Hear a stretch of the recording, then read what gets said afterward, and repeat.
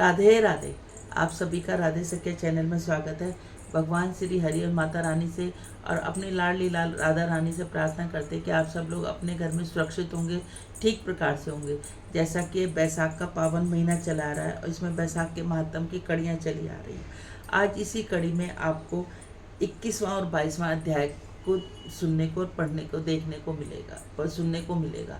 बोलो राधे राधे। श्रीमन नारायण नारायण नारायण, लक्ष्मी नारायण नारायण नारायण।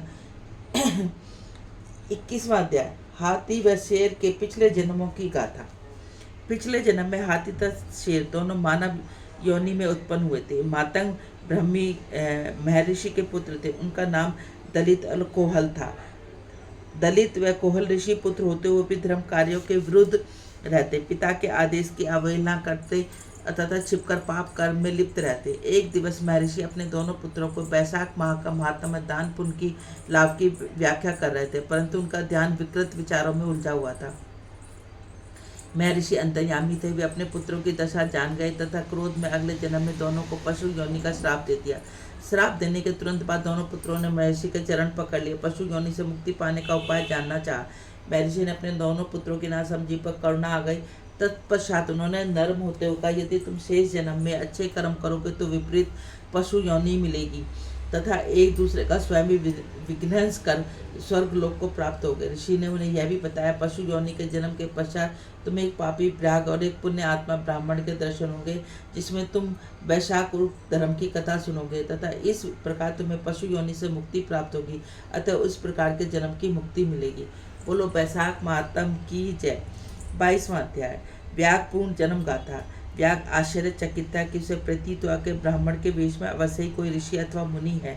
व्याग के पिछले जन्म के पुण्य उदय होने लगे तथा व्याग हृदय में सद्भाव युक्त भाव उठने लगे। अतः व्याग ने ब्राह्मण के चरण पकड़ लिए, हृदय से उद्गत प्रकट कर दिया और पिछले जन्म की गाथा जानने की इच्छा प्रकट की।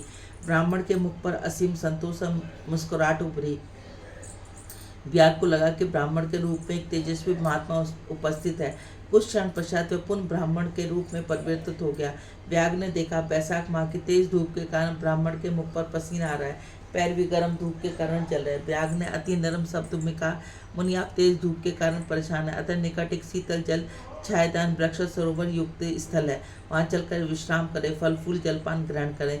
मुनि स्पष्ट देख रहे थे कि व्याग में मनुष्य युक्त गुण उभर रहे हैं, अतः वे व्याग के अनुसार उनके साथ चल दिए। व्याग उनको एक अत्यंत रमणीय स्थान पर ले गया जो जंगल में मंगल के समान था। व्याग के बार बार कहने के कारण मुनि जी ने शीतल जल ग्रहण किया, सरोवर में स्नान किया, भजन पूजन के पश्चात ताजे फल ग्रहण किए। तत्पश्चात मुनि ने व्याग को पिछले जन्म का हाल सुनाया।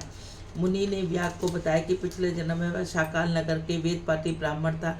उनका नाम स्तंभ तथा उनका गोत्र भी वत्सल था। धर्मगति बचपन में उनका 7 कपटी मित्रों से हो गया। उन्हें तमाम अवगुणों का समावेश हो गया। यवन प्राप्त करते करते उनका चरित्र दूषित व वैश्यकामी हो गया। वैश्या को घर ले आया। उनकी पत्नी सती साध्वी पतिव्रता स्त्री थी। वे हृदय से मैं अपने पति के कर्मों को देखकर दुखी रहती, परंतु मुख से कुछ नहीं कहती। अधिकतर समय प्रभु की भक्ति में लीन रहता। काल गति व वैश्व की गति के कारण वह अनेक गुप्त रोगों से पीड़ित हो गया और एक रात वैश्य उसका तमाम कीमती सामान धन जेवर इत्यादि लेकर चंपत हो गई। काल गति के अनुसार तुझे अपने आप से घृणा होने लगी तथा तुम अपनी प्रतिव्रता धर्मपत्नी की क्षमा मांगने लगा। कहने लगा, मैं माँ पापी हूँ, मैंने अच्छे कुल में जन्म लेने के पश्चात तुझ जैसी धर्मपत्नी का साथ दुर्व्यवहार किया, अतः मैं अनेक जन्मों तक महापाप का भागी रहूँगा। मैंने सती साध्वी पत्नी मैं तेरे चरणों में सिर रख दिया। विहुली आराध्य देव, ऐसा ना कहो, मेरी सेवा में ही कुछ कमी रह गई जो ऐसे दुर्दिन आए हैं। मेरे घर में धन बिल्कुल नहीं है, अतः मैं तेरी पत्नी ने अपने पीहर से धन मंगवाया जिससे तुम्हारी सेवा स्तुति की। इसके पश्चात दिन रात सेवा करती और तुम्हारे निरोग होने के लिए निरंतर व्रत पूजा पाठ इत्यादि आयोजन करती।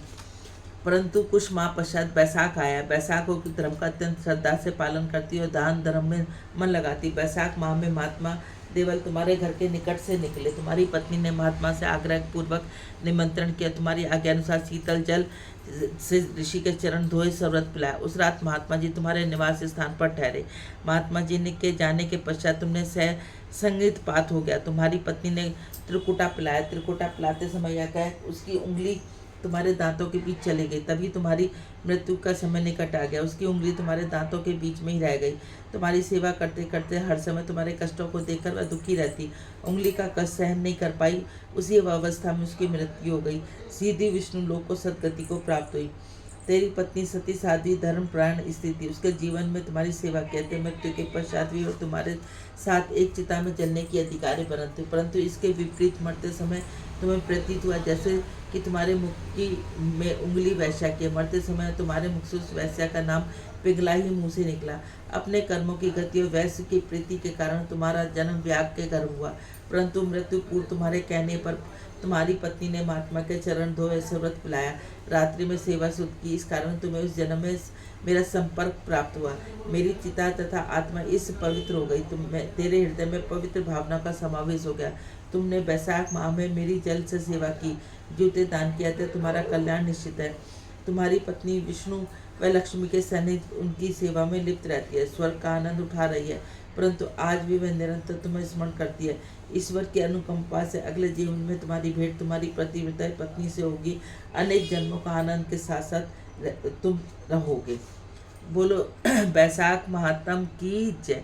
श्रीमन नारायण नारायण नारायण, लक्ष्मी नारायण नारायण नारायण, तुलसी नारायण नारायण नारायण, श्रीमन नारायण नारायण नारायण।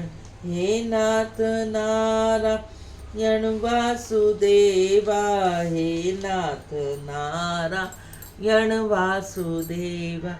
राधे राधे।